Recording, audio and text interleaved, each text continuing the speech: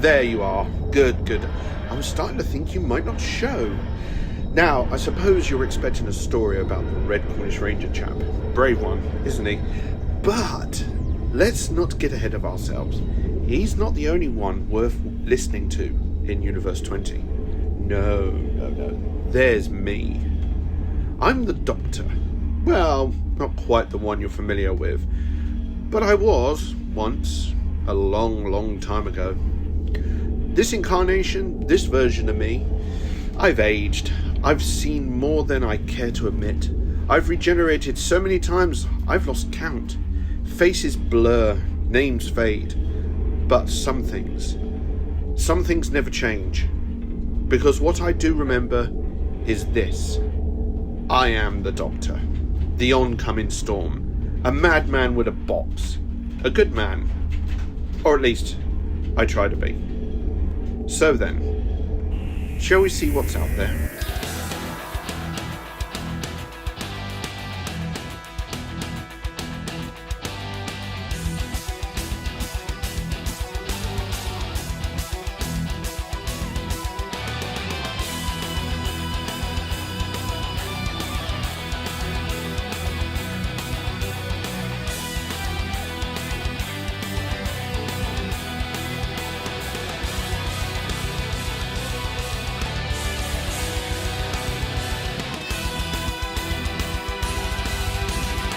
Universe 20's Doctor Who. Power between words. The planet Eltar was always quiet. Not the gentle silence of slumber, but the sharp crystalline quiet of reverence. Its atmosphere shimmered faintly with the ancient memory of 100,000 civilians, most long dead, some yet to be born. And at the heart of it all stood the Library of Zordon. Inside were endless rows of glowing databanks, humming with the weight of knowledge, too vast for any mere mortal's mind. Except, of course, for the mind that had just arrived. There was a wheezing, groaning sound echoing against the polished walls as a blue police box, utterly out of place and yet perfectly suited, appeared out of nowhere. The TARDIS.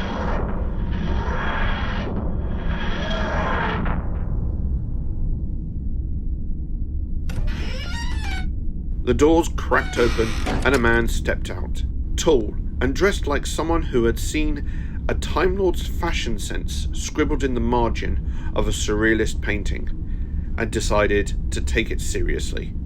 His coat dragged behind him like a comet tail, and his eyes, so old they were nearly burnt out. They swept the room with curiosity. "I remember this place," the Doctor muttered. "Well, some of it. The floors were loud about then." He tapped his toe against the polished tiles. No echo, just respectful silence. From the far side of the chamber, a voice called out, clear, sharp, and distinctively earthbound. "Doctor, you made it!" Billy Cranston stepped into view, sleeves rolled to the elbow and a datapad tucked under his arm. The Doctor grinned faintly. "Billy Cranston. Last time I saw you, you were rewiring a Triceratops with a Game Boy and an overclocked toaster." Billy smirked. "It worked, didn't it?" "It exploded," smirked the Doctor. "It mostly worked," said Billy, shaking the Doctor's hand. Behind Billy, a figure emerged, smaller, stricter, and unmistakably focused. Dr. K walked as though each step was calculated. Her black gloves tapped quietly against a glowing datapad. "I presume you're not here just to reminisce," she said without smiling. "The timeline is fracturing. Someone's rewriting history." The Doctor's smile faded. "Yes, I've noticed. I tried to land in 19th century Florence, ended up in a version where Da Vinci had built a moon base and was selling wine to the Martians." Dr. K turned her screen towards the Doctor. "We picked up a word in the waveform analysis. It's not a frequency." She enlarged the data, and glowing across the projection were the words, "Nobody, no one, the Word Lord." The Doctor blinked. "Oh no." Billy raised an eyebrow. You know him? Not exactly, the doctor said, stepping towards the projection. He knows me.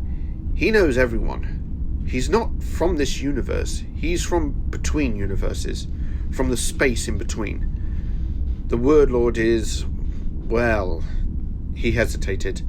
There was no easy way to put it. He's what happens when someone discovers the cheat code to reality. He doesn't control atoms or energy. He controls narrative. He turns lies into truths by saying them with conviction. Dr. K's eyes narrowed. So he's magical in origin? Worse, the doctor replied. He's a walking rewrite, a reboot.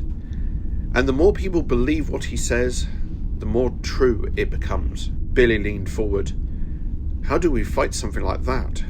I haven't figured that out yet, he said softly, because I don't remember the last time I beat him. Or if I did, he might have rewritten that too. The lights in the library of Zordon flickered, just once. Barely noticeable, but the doctor noticed. He always did. He spun in place, his coat flailing around him like a flag. His voice dropped to a whisper, low and dangerous. Don't say it. Billy blinked. Say what? The name, the doctor said, turning back towards them. The one you just read on Dr. K's display. Dr. K narrowed her eyes. We've already read it. Reading it is one thing, the doctor said grimly, stepping closer. Saying it aloud is something else. He looked between them and continued. Under no circumstance should you speak that name. Not even as a whisper. Not in jest. Not in anger. Not even by accident. Saying it gives it shape. Gives him power. That's how he works. Billy exchanged a glance with Dr. K. You're serious? Deadly, the doctor nodded. The Word Lord exists in the crack between worlds, between what's real and what has just been said. Speak his name, and you start letting him in. As if, in answer, the air grew cold.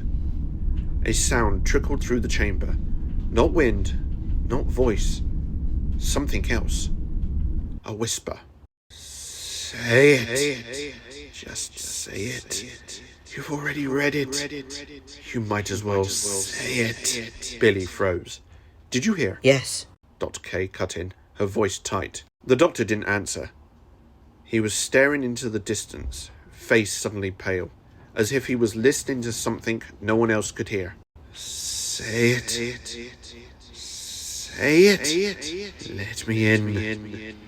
The whisper pulsed through the walls now. The entire library groaned under some unseen weight, as if reality itself was bracing for something. His voice, the doctor muttered. He's already here. Not fully. Not yet.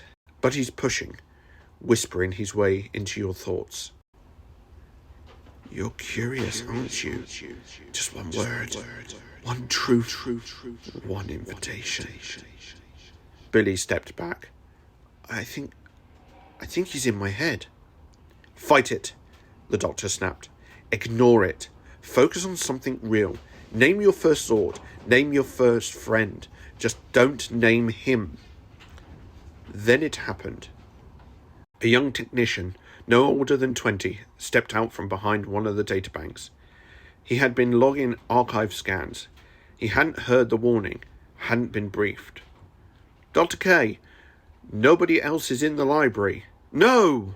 The doctor lunged forwards, but too late. The name left the technician's lips, a sudden rush of air, and the technician vanished into nothingness. And then the lights died. All of them. The library of Zordon fell into silence, deeper than death, and somewhere behind the silence came a voice, a smile wrapped in a sound. There I am. The library of Zordon had gone completely dark. Files flickered, databanks blinked with confusion, data reshuffled themselves on monitors, and long-dead records whispered in long-forgotten tongues. And in the darkness, his voice slithered. You remember things, don't you, Billy Cranston? But memory is just a story you've told yourself. Shall we tell a different one? Billy stood still, one hand clutched to the side of his head. His fingers twisted, as if trying to hold a thought in place. I was in Angel Grove, he said slowly, unsure. I was building the communicators with Jason. No, it was Trainee. Wasn't it? The memory fractured like glass. Suddenly, in his mind's eye, Alpha 5 had never existed. Zordon had never spoken to him. Instead, it was a woman with no face, speaking in riddles from a broken mirror. Who had recruited him? And the Triceratops? A hover tank now, painted green. That's better, isn't it? The voice cooed. Wasn't it always like that? Just say it. Say no one has that power. Say nobody was ever real. Say it, and it becomes true. Billy's eyes widened. He struggled backwards, breath catching in his throat. The words pressed against his mind, a suggestion more than a command, but it felt true. The phrase formed on his tongue. No! And then the doctor was there. He reached out and grabbed Billy by the collar and snapped his fingers once. Billy! The doctor hissed. Don't say it. The words on Billy's tongue shattered. He blinked. The false memories burned away under the weight of real ones. Kimberly's laugh, Zach's dance moves, the first time he morphed. He gasped. What was that? The doctor's face was pale. He's inside your narrative structure, rearranging your past, like a storybook editor, with a god complex. Oh, come, Doctor, the word Lord heard from nowhere and everywhere. Just a bit of fun, a little narrative play. You love stories. We're the same, you and I. The doctor turned towards the voice, eyes blazing. We're nothing alike. The shadows flickered, and a ripple passed through the library. For a second, all the books on the shelves rewrit their titles in languages that had never existed. For another second, a placard labelled Zordon's Archives instead read Property of the Whispered One. We will be, the Word Lord said calmly. In time. After all, no one can stop me. The doctor pulled his sonic screwdriver and pressed it to the library floor. A pulse of stabilising energy surged outwards, clearing the fog. The lights flickered back on. The databanks stopped rewriting themselves. Billy sank to one knee, steadying himself. Dr. K emerged from the shadows, still clutching her datapad, eyes widened but unshaken. That wasn't a psychic attack. That was like he was being hacked. He was changing the foundation of Billy's timeline. Yes, said the doctor quickly. And if Billy had spoken that phrase, if he had declared it, it would have rooted the Word Lord, would have granted him a foothold. I will gain one, the voice cooed. I only need you to speak me true. Billy stood again. Not today. Maybe not. But the story always ends, don't they? And when they do, I'm the epilogue. Silence. For now, he was gone. The doctor let out a sigh. We need to get to the core chamber. If Zordon left any countermeasures behind, they'll be there. Dr. K nodded. And if not? Then we write some of our own, the doctor said grimly. Because we're not just fighting a monster, we're fighting meaning itself.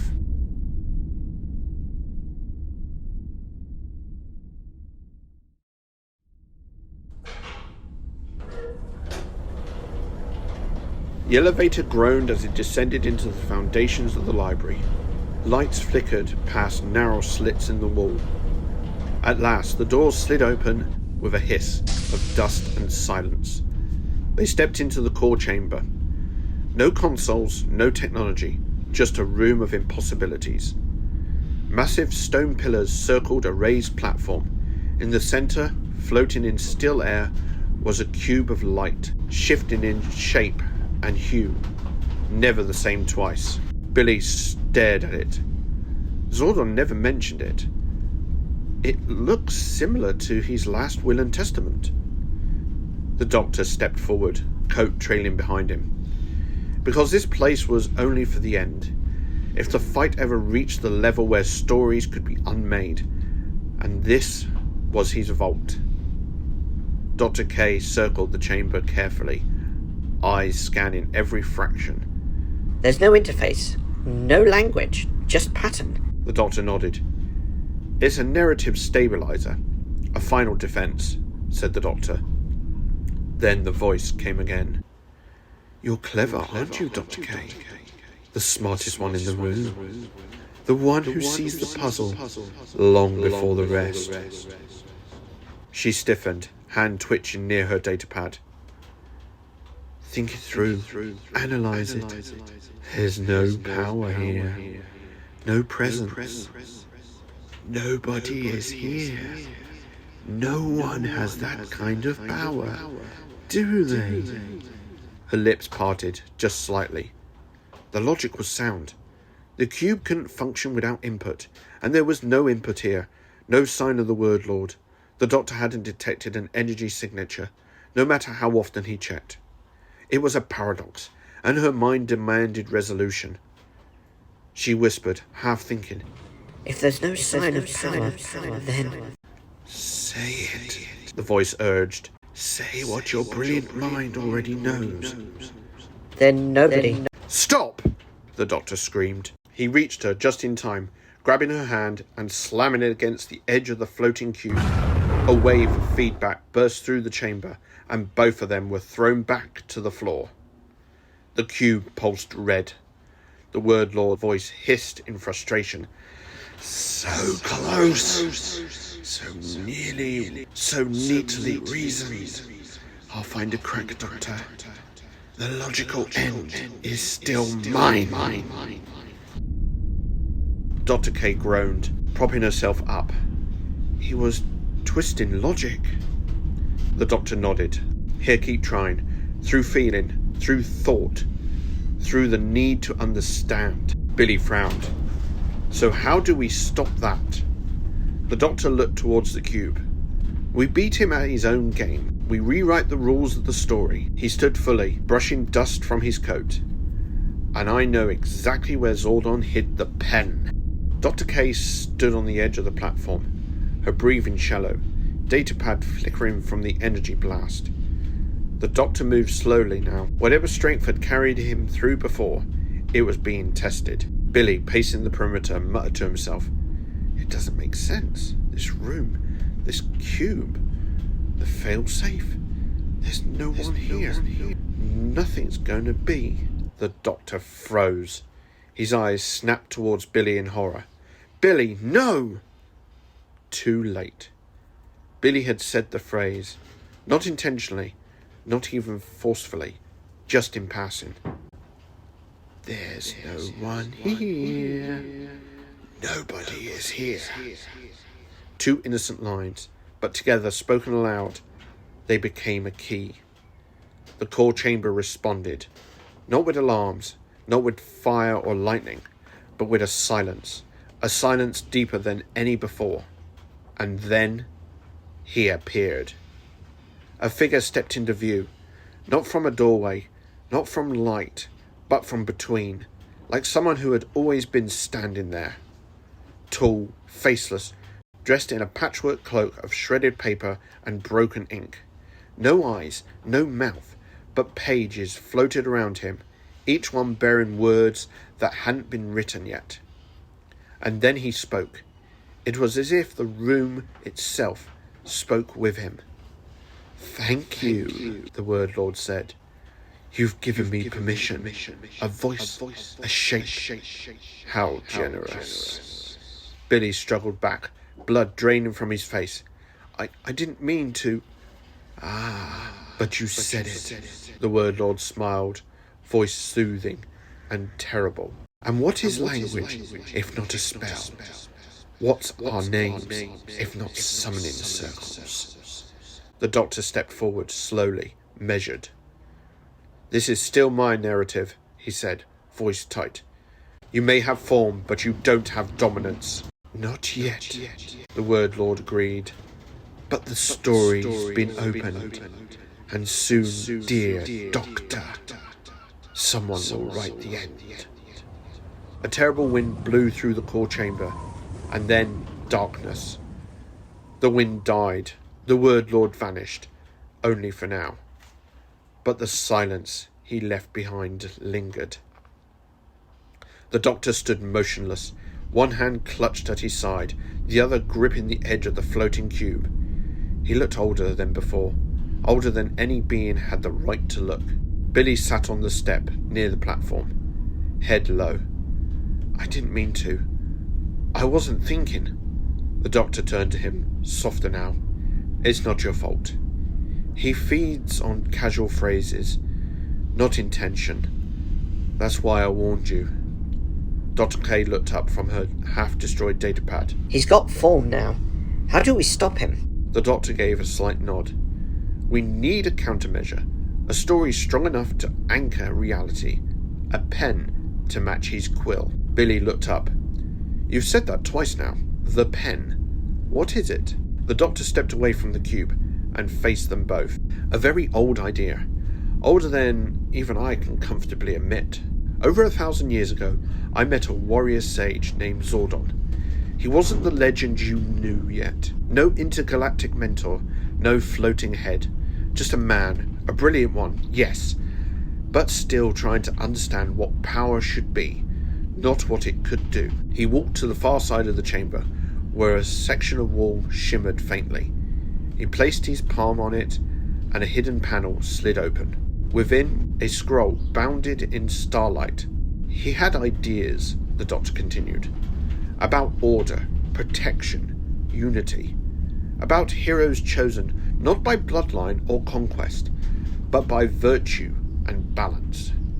He wanted to tap into a force he didn't yet understand, a grid energy that resonated across worlds, what we now call the morphing grid.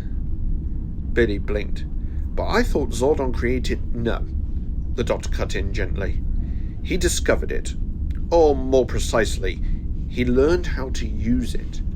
I helped him with that. I introduced him to the theory of symbolic energy, that words, colour, shape, even emotion could form binding structures across space and time, and together we made this. He lifted the scroll, the pen. Not an actual pen, of course.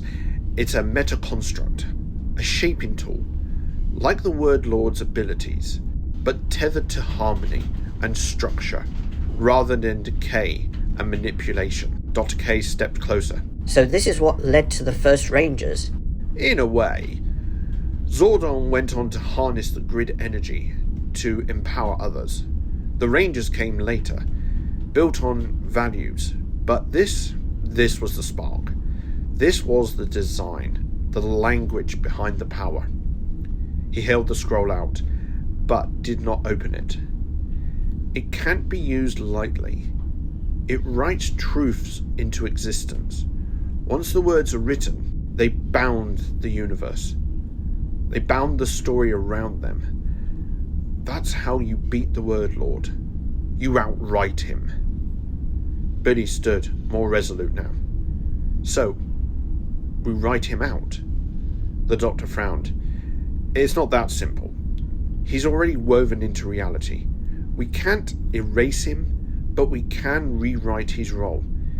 Give him a fate he can't twist. Dr. K raised an eyebrow. Like what? The doctor exhaled. A paradox. The walls trembled again. Not with focus, but tension. The Word Lord's presence stirred just outside the chamber. He couldn't enter, not yet, but the story was inching towards his favour.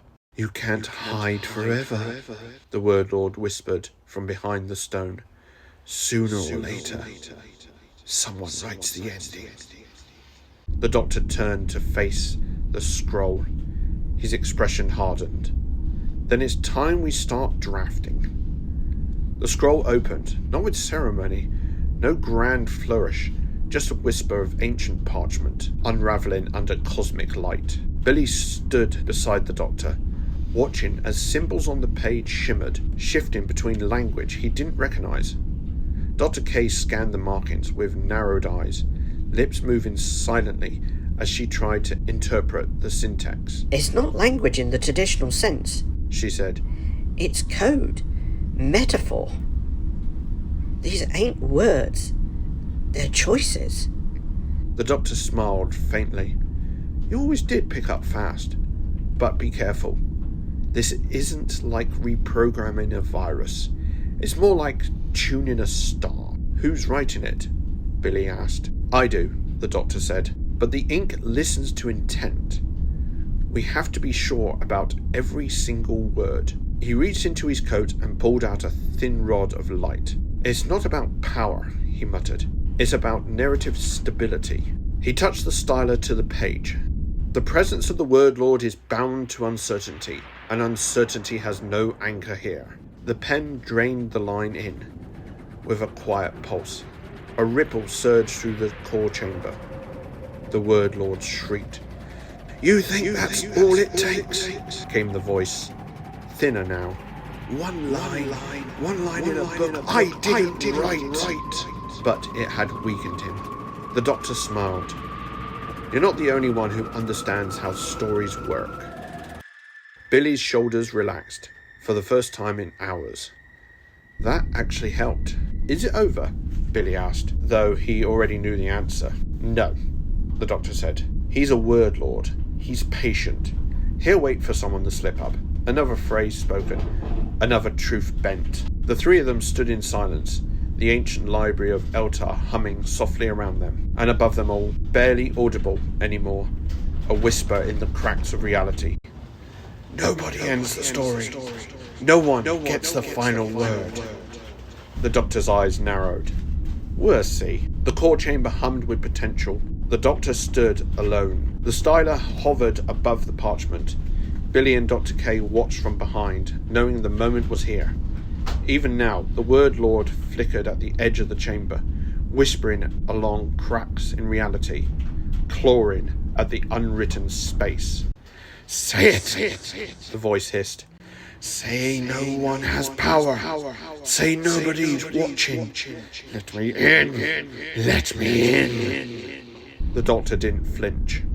You're clever, he said aloud, turning language into leverage, weaving yourself into doubt. You nearly won, but here's the thing. He touched the styler down, lightly writing on the parchment. Nobody has the power over truth. No one commands the story. Let the word lord be bound, not in silence, but in sentence that ends him. Nobody, no one's story has ended. The word lord's voice screamed, frustrated, and folded in on itself. The sound didn't echo, it unravelled. With every syllable of that sentence, his whisper fell apart. Nobody is. No one. Silence. A long breath escaped the doctor's lips. The parchment folded, its duty complete. The pen had been used, just once. But with that, the threat had been contained. The word lord was no longer a player in the tale, just a footnote, locked behind meaning. Dr. K slowly approached. Is it over? The doctor looked at her with softness in his eyes. For now. Here stay bounded. Not erased, but defined. Billy nodded. So that's it. The doctor turned to him. For this chapter, yes. They walked together through the long halls of Zordon's library, back towards the landing site where the TARDIS stood, like a blue memory, waiting to happen. Billy hesitated. We'll see you again. The doctor gave a half smile. Always possible. Always unpredictable. Dr. K asked quickly. Where will you go? Forward, the doctor said. Always forward. Some things still need saving, others need watching. He placed a hand briefly on Billy's shoulders. You've done well, more than well. You helped anchor a story that could have broken the universe. Billy looked down and then asked, what happens next? For me. The doctor didn't answer immediately. He looked at the TARDIS door, then paused, his expression stiffening. like he caught a glimpse of something just ahead, just out of reach.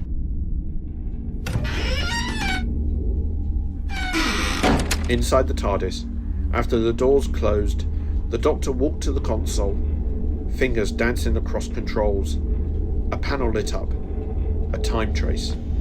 Moments yet to happen. He saw it. Billy Cranston, a hero, a friend, dead. Just a few months from now, a sacrifice, tragic, inevitable. The Doctor closed his eyes for a moment, then pulled the lever, and the TARDIS began to dematerialize, with its familiar sound, an echo across time. Back in the chamber, Dr. K stood in silence. Billy looked at the spot where the TARDIS had vanished. He looked sad. Dr. K nodded. He always does, when he sees something we haven't yet.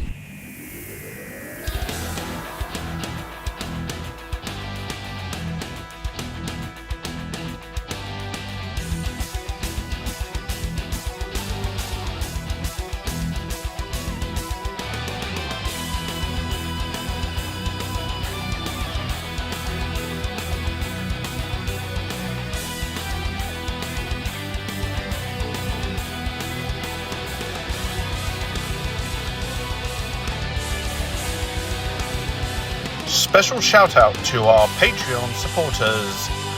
Creamy Steve. If you want your name mentioned at the end of an episode, head over to patreon.com/The Red Cornish Ranger and subscribe to my channel.